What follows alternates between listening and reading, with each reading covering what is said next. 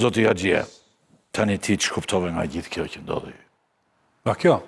Jo, nga kjo tani, nga gjithë procesi, se të gjithë mendoni me dinim që fitonte e mengjërta, e majta.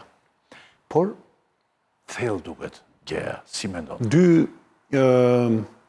Dy zona janë të rëndësishme dhe dy njerëz janë të rëndësishme në këto zgjedhje. Belinda Balluku dhe Arber Mazniku.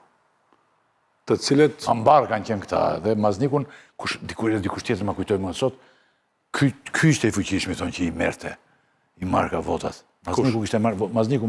Mazniku është projektus dhe më thënë, i infrastrukturës se votës.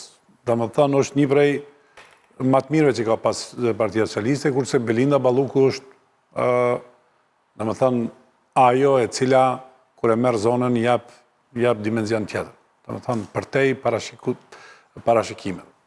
Këtu janë dy zonat cilat janë befasi, tjerat, me thënë drejten, janë brenda standardit të sondazheve që nga vjetori, nuk ka lëviz shumë, dhe për ata që kanë qenë të kujdesshëm të lexojnë sondazhet, askush s'ka prit që Partia Socialiste do të bie në 76-77. Kjo që ka dalë pastaj është pasojë e fragmentimit të opozitës dhe Partisë Demokratike. Dhe interpretimi kodit të pas peskorikut të 2021. Jo, nuk është se kodi ka vlejt për të gjithë, po ky fragmentim realisht e kanë gërmuar Partinë Demokratike në secilën zonë. Thanë, nuk ka qark, që Partia Demokratike nuk është gërmuar. Për shembull, ka mundësi që në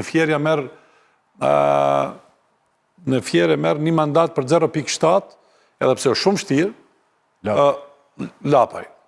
Pastaj në Tiranë mund bjen nga 13-12, se është numër tek dhe partia pare merë... Nga 13 në 14 diskutohet bëton, me mundësin, pra mundësia 13-14. 14 nuk mundet me qëndru partia. Për momentin është 14, për momentin. Por, po them... Po një zikon të amara Agroni. E ka, po, ma të e ka... I dyti Agroni. Nga projekt... Mund të logarisëm, për zdia shë, mund t'ja japim regjisë, se si janë projekcionet me formulën.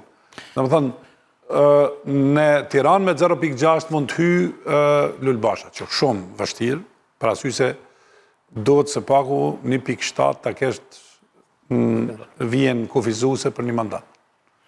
Shiko, unë, po? Pastaj mundësia po hyri, ja merë me njëherë një mandat Partisë Demokratike, nëse merë mandatin e dytë, që është 0.1%. Me 0.1% unë mendoj që mundësia do e merë pa dyshim mandatin e dytë. Nuk ka asë një mundësi mos me ma. Qartë. Atëre unë jo pa qëllim lërshë një sinkron, Berishën, që lutem regjia sinkronin Berishën. Sinkronin një.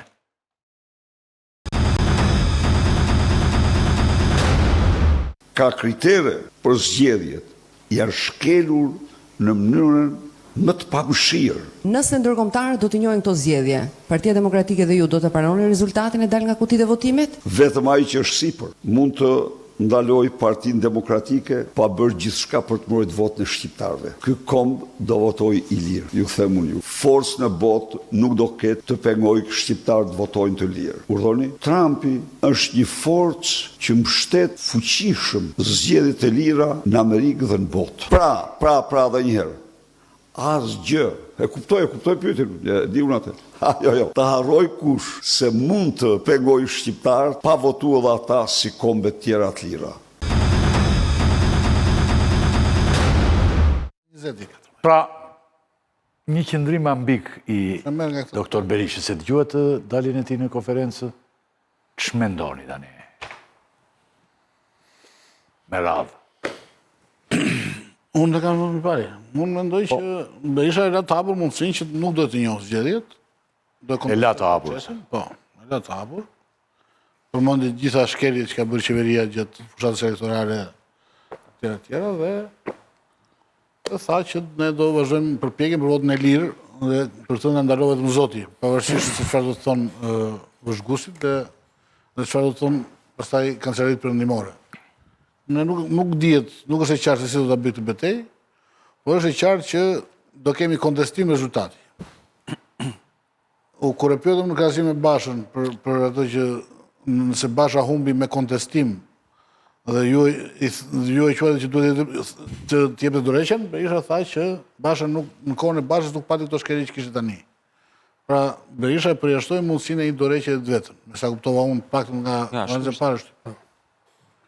Kështu që s'do kemi me sa nga konferenca e parë mund të kuptojnë që Berisha nuk do jap dorëheqjen, nuk do e njohë rezultatin dhe do kontestoj për to 2 vjetë që sta edhe Xhaferi, për to 2 vjetë që ka këto dhe kontratat e robimit edhe të strategjisëve, do kontestoj rezultatet e zgjedhjeve. Do shohim se si do shkojë pastaj. Sigurisht pa e përjashtuar hyrjen në parlament. Berisha mund dali dhe nesër konferencë, po nga e sotshme kuptonte që po kërkon të fitoj kohë dhe po mobilizon komisionerët, po jep një kuraj komisionerëve që trinë deri në fund të numërimit të votave. Sepse dekurajimi nga ky rezultat mund bëjë që komisionerët edhe t'ja varin punës, të riqen, mos kërkojnë numërimin e çdo vote. Që kupton ti tani? Ti je kryeredaktori i lajmit në një Mitro, në një televizion këtu. Ditë natë ke punuar këto ditë, po dhe më përpara. Ti sipas tejes, pse humbi kjo gjë? Është një kombinim faktorësh. Kombinim, thotë. Po sigurisht që kemi ardhur në këtë pikë, edhe në këto shifra, në këto zgjedhje. Ta nisim që nga oferta opozitës, që nga çarja e madhe që ndodhi dhe rikthimi i zotit Berisha, nuk rifilloi një proces i mirëfillt gare, demokratizimi, edhe njerëzish që do të sillnin një frymë të re në Partinë Demokratike, derisa përfunduam në primaret që i pam të gjithë se si u konkludua. Pastaj përgatitja me ekipin e Partisë Demokratike dhe opozitës në zgjedhje, po ashtu lë shumë pikpyetje, hartimi i listës, angazhimi i opozitës dhe i Partisë Demokratike për zgjedhjet ishte disi i mangët, sepse duhet të themi që Partia Socialiste e ka nisur punën për zgjedhjet 4 vjet më përpara dhe të gjithë ishin në terren, shumica e administratës madje siç e kemi thënë ishte angazhuar me listat përcaktuara njerëzish të cilët do të votonin. Kështu që përfshi këtu edhe problemet e mëdha me deformimin e votës, erdhëm në këtë pikë që opozita është në shifrat e saj më të ulta. Sigurisht që besnikët dhe militantët e kanë votuar Partinë Demokratike, por fasha gri, një pjesë e madhe e popullsisë që mund të jetë e pakënaqur me qeverisjen aktuale, fatkeqësisht nuk i shkoi Partisë Demokratike dhe opozitës.